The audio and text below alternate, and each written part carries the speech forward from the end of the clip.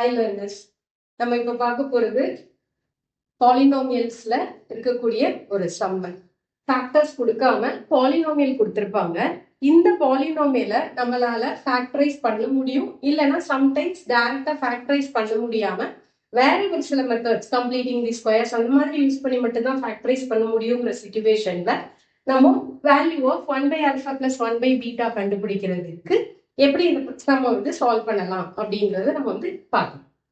இப்போ first thing, யூஸ்வலா நம்ம ஒரு பாலினாமியல் கொடுத்து ஏதாவது ஒரு எக்ஸ்பிரஷனோட வேல்யூஸ் கேட்டிருந்தாங்க அப்படின்னா நம்ம ஆல்பா பீட்டா பாலினாமியலை ஃபேக்டரைஸ் பண்ணி ஆல்பா பீட்டா கண்டுபிடிச்சு திருப்பி கொண்டு வந்து நம்ம சப்ஸ்டியூட் பண்ணலாம். இதுதான் யூஸ்வலா நமக்கு ஒரு கொஸ்டினை பார்த்த உடனே நம்ம மைண்ட்ல தோணக்கூடிய ஒரு டெக்னிக். ஆனா இந்த சம்ஸை இன்னும் ஈஸியா நம்மளால எப்படி சால்வ் பண்ண முடியும் அப்படின்னா, நான் கிவன் பாலினாமியலை இப்போ ஃபர்ஸ்ட் எடுப்பேன். Solution given polynomial is 5y² minus 7y plus 1. இதுல இருந்து நம்ம கண்டுபிடிக்க வேண்டியது sum of zeros and product of zeros. Okay, இந்த sum of zeros and product of zeros ஓட ஃபார்முலா என்னது? alpha plus beta is equal to minus b by a and alpha beta will be equal to c by a. Alpha plus beta equal to minus b by a அப்படின்னா minus of minus 7/5. Alpha beta is equal to c by a 1/5. இப்போ நம்ம value கண்டுபிடிக்க வேண்டியது எதுக்கு? 1/α plus 1/β.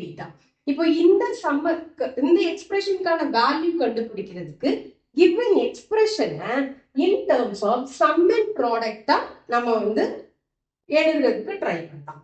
அப்போ 1/α plus 1/β நம்ம எப்படி எழுதலாம்னா this cross multiplication beta plus alpha divided by alpha beta. Already beta plus alpha க்கு நம்ம இங்க ஆன்சர் கண்டுபிடிச்சு வச்சிருக்கோம். It is equal to 7/5. இப்போ 7/5